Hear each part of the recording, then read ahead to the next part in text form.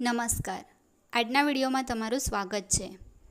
આવનારી પોલીસ કોન્સ્ટેબલની પરીક્ષા માટે પ્રેક્ટિસ માટે પ્રશ્નો આ વિડીયોમાં લીધેલા છે, જે આવનારી પરીક્ષામાં તમને ઉપયોગી બની રહે. આ ચેનલ લાઈક અને સબસ્ક્રાઈબ કરશો, જેથી દરેક વિડીયો તમારા સુધી પહોંચી શકે. પહેલો પ્રશ્ન છે, વીર નર્મદ યુનિવર્સિટી કયા વિસ્તારમાં આવેલી છે? જવાબ છે ઓપ્શન એ, દક્ષિણ ગુજરાત. બીજો પ્રશ્ન છે, સંખ્યાની દ્રષ્ટિએ સૌથી વધારે ગુજરાતી વર્તમાનપત્ર કયા શહેરમાંથી પ્રસિદ્ધ થાય છે? તો જવાબ છે ઓપ્શન ડી, રાજકોટ. ત્રીજો પ્રશ્ન છે, સૌરાષ્ટ્રનું કયું શહેર છોટે કાશી તરીકે જાણીતું છે? જવાબ છે ઓપ્શન સી, જામનગર.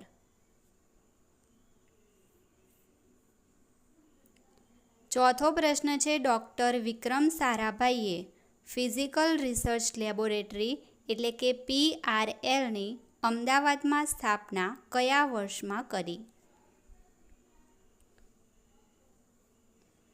1947માં. પાંચમો પ્રશ્ન છે, બાળ મજૂરી વિરોધી દિવસ કઈ તારીખે ઉજવાય છે?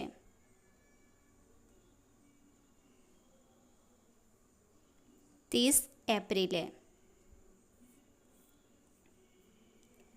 ગાંધીજીના કયા અંગત મહાનુભાવનું પુણેના આગાખાન મહેલમાં જેલવાસ દરમિયાન મૃત્યુ થયું હતું?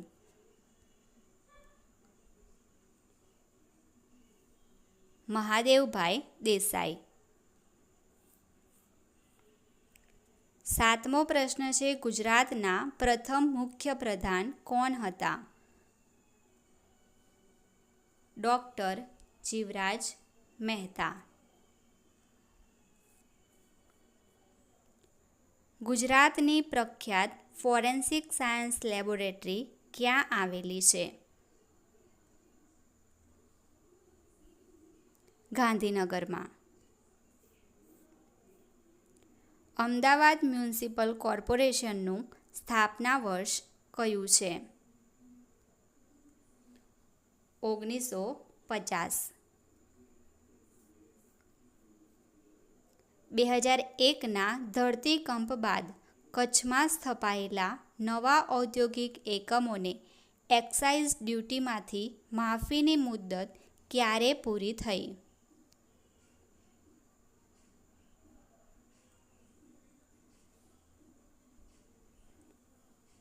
31/3/2006. નીચેના પૈકી ગુજરાતમાંથી પ્રસિદ્ધ થતું સમાચાર પત્ર કયું નથી? દૈનિક ભાસ્કર. ગુજરાતની કેટલી બેઠકો લોકસભામાં પ્રતિનિધિત્વ ધરાવે છે? 26. ગુજરાત યુનિવર્સિટીના કયા કુલપતિના સત્તાકાળમાં સૌથી વધારે સેલ્ફ ફાઇનાન્સ કોલેજોને મંજૂરી મળી? AU પટેલના સમયમાં. જ્ઞાનપીઠ એવોર્ડ પ્રાપ્ત કરનાર પ્રથમ ગુજરાતી કોણ હતા? ઉમાશંકર જોશી. ગાંધીજી ભણ્યા હતા તે આલ્ફ્રેડ હાઈસ્કૂલ ક્યાં આવેલી છે? રાજકોટમાં. 26 જાન્યુઆરી 1950ના રોજ બંધારણમાં કુલ કેટલા ભાગ હતા? 22 ભાગ.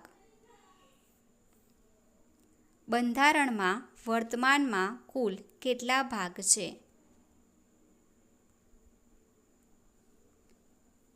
25. બંધારણના કયા ભાગમાં નાગરિકતાનો ઉલ્લેખ છે? ભાગ 2માં.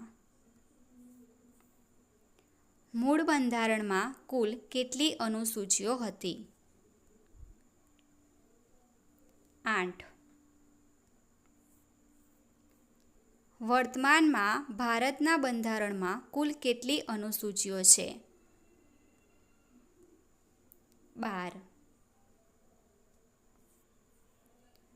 બંધારણના કયા ભાગમાં બંધારણીય સુધારાની જોગવાઈઓ આપવામાં આવી છે?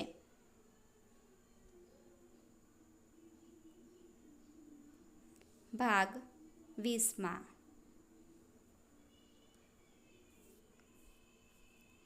જો ભારત સંઘમાં નવા રાજ્યનું સર્જન કરવું હોય તો કઈ અનુસૂચિમાં સુધારો થાય છે? અનુસૂચિ 1માં. બંધારણનો કયો ભાગ પંચાયતોથી સંબંધિત છે? ભાગ 9. ભારતના બંધારણના કયા ભાગમાં રાજ્યની કારોબારી વિશે વર્ણન આપવામાં આવ્યું છે? ભાગ 6માં. ભારતના બંધારણના કયા ભાગમાં કટોકટીની જોગવાઈઓ વિશે ઉલ્લેખ કરવામાં આવ્યો છે? ભાગ 18માં. ભારતના બંધારણની કઈ અનુસૂચિમાં બંધારણ માન્ય 22 ભાષાઓનો ઉલ્લેખ છે? અનુસૂચિ 8માં. ભારતના બંધારણની કઈ અનુસૂચિમાં વિભિન્ન પદો માટે ગોપનીયતાના શપથ અંગેના નમૂના આપવામાં આવ્યા છે? અનુસૂચિ 3માં. બંધારણની કઈ અનુસૂચિમાં પંચાયતી રાજના વિષયોનો ઉલ્લેખ છે? અનુસૂચિ 11માં. બંધારણની કઈ અનુસૂચિમાં નગરપાલિકાના વિષયોનો ઉલ્લેખ છે? અનુસૂચિ 12માં. બંધારણની કઈ અનુસૂચિમાં જમીન સુધારા અને જમીન સંપાદન અંગેના કાયદાઓ સમાવિષ્ટ છે? અનુસૂચિ 9માં. અશોકે પોતાના પુત્ર મહેન્દ્ર અને પુત્રી સંઘમિત્રાને બૌદ્ધ ધર્મના પ્રચારમાં ક્યાં મોકલ્યા હતા? Option C Ceylon, Sri Lanka. કયા યુગને ભારતીય ઇતિહાસનો સુવર્ણયુગ કહેવામાં આવે છે? ઓપ્શન બી ગુપ્ત યુગને. ગુજરાતનું ગુજરાત નામ કયા કાળમાં પડ્યું? ઓપ્શન સી સોલંકી કાળમાં. ગુપ્ત વંશની ગુજરાતમાં રાજધાની કઈ હતી? Option A Girinagar.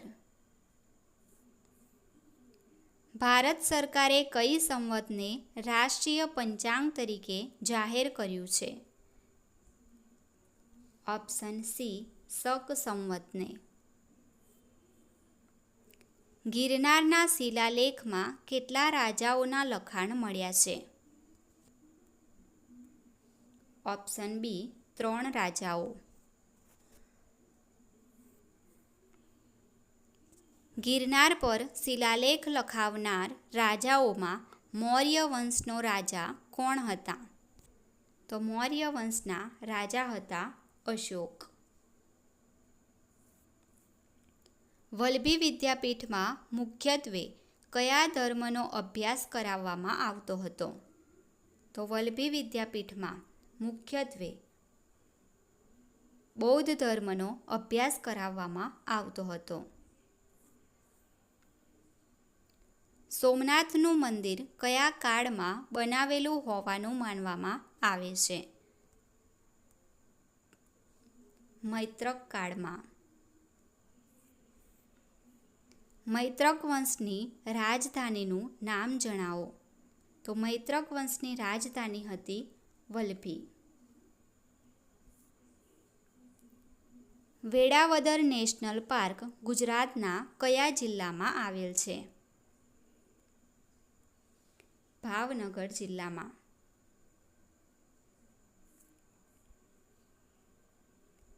પર્યાવરણ અને ઉદ્યોગો સંદર્ભે ઔદ્યોગિક એકમો માટેના સૌથી વધુ સહિયારા શુદ્ધિકરણ પ્લાન્ટ શરૂ કરવામાં દેશનું કયું રાજ્ય પ્રથમ ક્રમે આવે છે? તો એ આવે છે ઓપ્શન બી, ગુજરાત. કચ્છના મોટા રણ પ્રદેશમાં જામેલો કડવો ક્ષાર કયા નામે ઓળખાય છે? ઓપ્શન સી, લાણાસરી. પ્રસિદ્ધ શૂરપાણેશ્વરનો ધોધ કઈ નદી ઉપર આવેલો છે? તો એ આવેલો છે નર્મદા નદી પર. ગુજરાતનો સમુદ્ર તટ કેટલા કિલોમીટર લાંબો છે? આ ઓપ્શનનો જવાબ તમારે આપવાનો રહેશે.